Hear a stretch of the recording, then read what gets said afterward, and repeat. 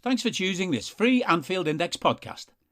If you'd prefer to listen to this or any of our other shows without adverts, then now's the time to check out Anfield Index Pro. With AI Pro, you can supercharge your entire listening experience.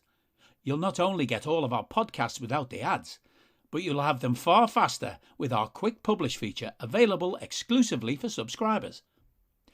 AI Pro also puts you in the heart of our sound studio, with an option to listen to many of our shows live and interact with the podcasters in real time as the shows are recording. Upgrading couldn't be easier.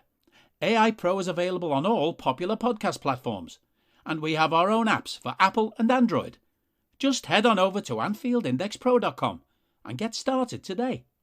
Hello and welcome to Daily Red, your lunchtime catch-up on all things Liverpool FC.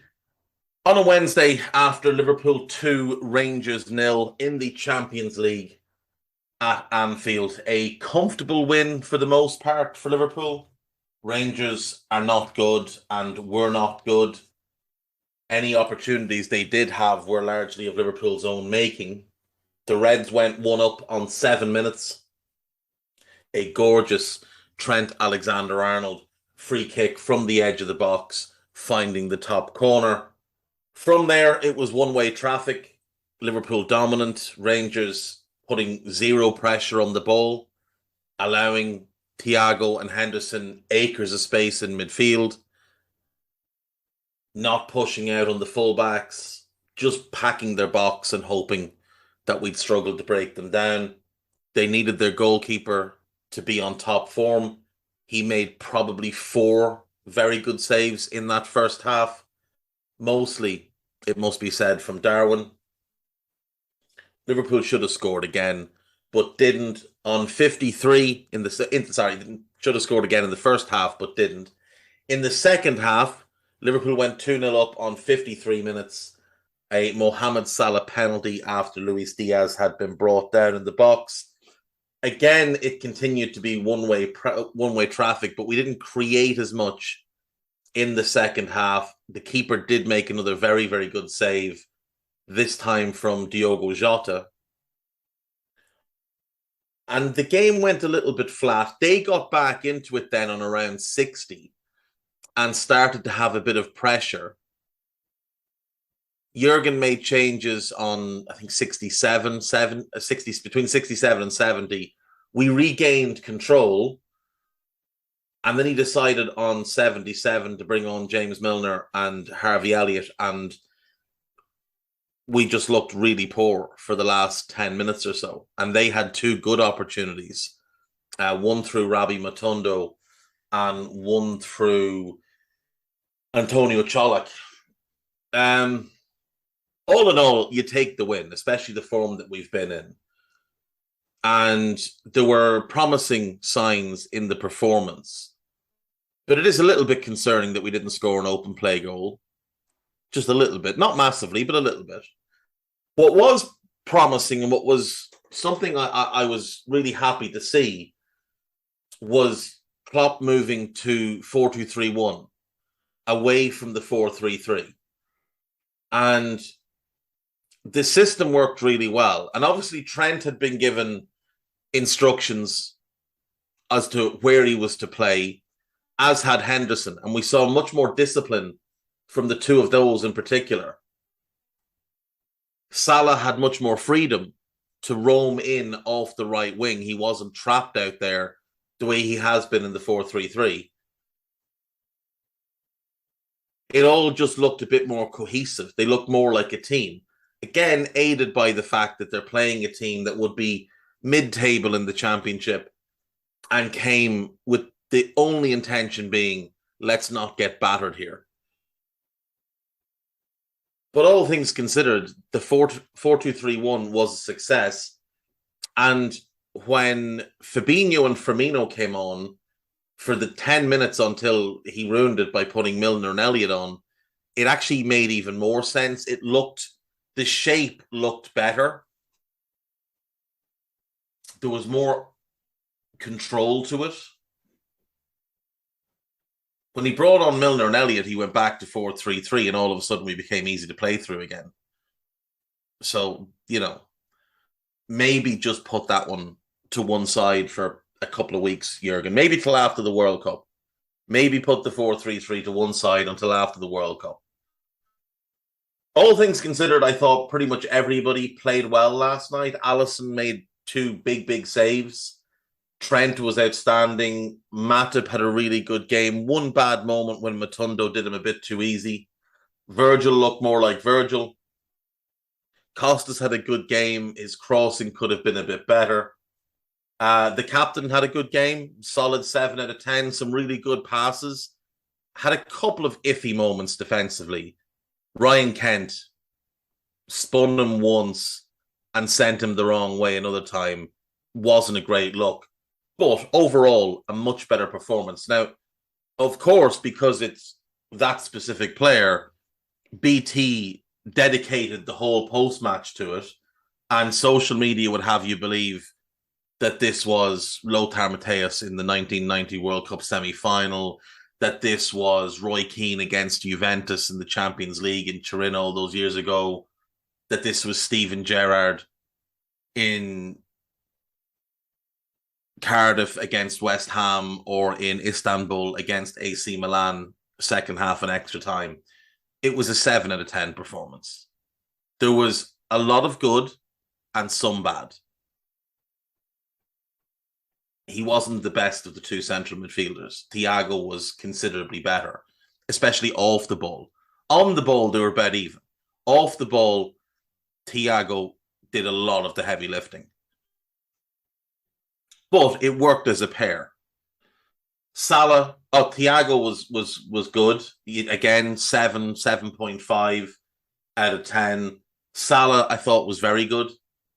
Caused them a lot of problems. Had some problems with Barisic, but Rangers came and played a back five, a flat back five, and basically just put two players on Salah. Jota had some good moments. I do think that shape would have worked better. I said it on Raw last night, and I've been thinking about it since. I think that shape would have worked better with a more technically proficient player in there. A Fabio Carvalho, a Bobby, even a Harvey Elliott, Curtis if he was fit. Luis Diaz had another very good game, as he always does. And he was probably the best player on the pitch for me. Other than Trent, but I probably would lean it to Diaz. And Darwin, I thought, had a good game. He caused their backline a load of trouble. His movement is absolutely outstanding. He makes really willing runs into the channels. His hold-up play was good. His touch was good. He struck the ball very, very crisply. You'd like to see maybe a little better placement on the shots, but it's small steps here. He's working his way in, and I think he's going to be absolutely fine. Rangers came and played a back five, which was surprising. Now, they played 3-4-3 against Napoli, but it was 3-4-3. Oh, sorry, it was 3-5-2. But it was an actual back three with wing backs. This was a flat back five. Those fullbacks never crossed the halfway line until the second half. Played two holding midfielders sat in front of that back five. They came to park the bus. And in many ways, they succeeded because, like I said, we only scored from set pieces, free kick and penalty. But we did enough to open them up a few times, and you just would have liked to see us being a little bit more clinical in the finishing. I've seen a lot of people say the team should stay the same for Arsenal. You're either underrating Arsenal, and I think Arsenal are a bit fugazi. I think they're being massively overhyped, but people are underrating them. Or either that or you're overrating Rangers massively. Rangers are garbage. Like garbage. Ajax walloped them. Napoli walloped them. The Napoli game could have been 6. And that was at Ibrox. And it could have been 6. So I wouldn't really take too much from last night. Other than the shape change was good, warranted, and worked. We'll play them again in a week. It'll be tougher up there because the Ibrox crowd is outstanding. But like I said, Napoli went there and walloped them. So that's the bar. We need to go there and put on a bit of a performance. On This Is Anfield, plenty of post-match coverage. Change in shape and Trent's response, 5 talking points from Liverpool 2, Rangers 0. Player ratings done by Mark Delgado. We don't have player ratings up, so I'll do these ones. Ali 7, fair. Trent 8. Joel 7. Virgil 8. Costa 7. Henderson 7. Much more restrained and better placed off the ball compared to our woeful 3-man midfield alignment of late. The nominally more defensive of our double pivot and open play. Don't know that I agree with that when you look at the statistics, but Henderson was content on this occasion to play it short from deeper, but did also produce 2 fine through balls, yet one lofted, one low, to open up the Rangers' defence. Turned far too easily more than once. That's fair. Didn't cause any damage ultimately, so a step forward, but still areas to work on. He looked like he got tired around 60 as well. He did look like he got tired. Now, he didn't look happy to be going off, but he was really blowing out of his arse by that point, so I think it was fair. Thiago 8, Mo 8. He's given Mo man of the match. Jota 8, Diaz 8, and Darwin 7. I don't think anyone can really argue that. I wouldn't have said Mo man of the match, but he would have been in my top 3 with Trent and with Diaz, so fair enough. Those are far better than I'm sure we'll see from the Echo and the fan extension of the Echo. Napoli maintain lead above Liverpool with 6-goal win over 10-man Ajax. So yeah, the other game in our group last night was a bit of a trouncing. Ajax 1, Napoli 6 in Amsterdam. Kudus put Ajax 1 up. Raspadori scored. Di Lorenzo scored.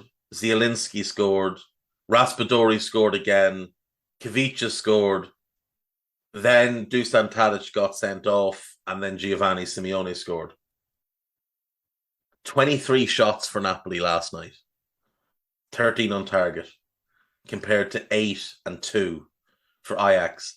57% of the ball for Napoli. And remember, Tadic only got sent off with 20 minutes to go. So the numbers didn't skew all that much after the sending off. Napoli just trounced them. Absolutely trounced them. They are the real deal. Like right now, City aside, I'm not sure I'd fancy anybody to beat Napoli straight up. I don't know that I'd fancy Bayern to beat them because Bayern don't have that goal scorer. And Bayern's right back, Mazraoui, I think would struggle against Kavica.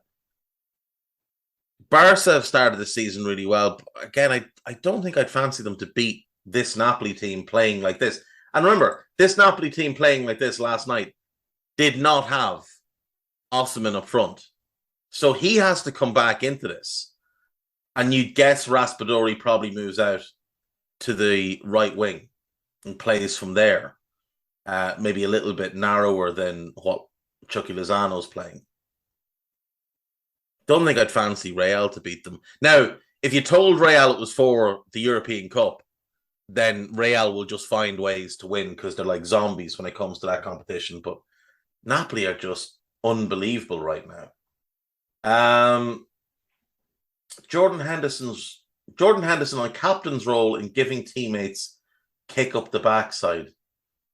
Jeez, you want to give himself a kick up the backside because he's been our worst player for 2 years.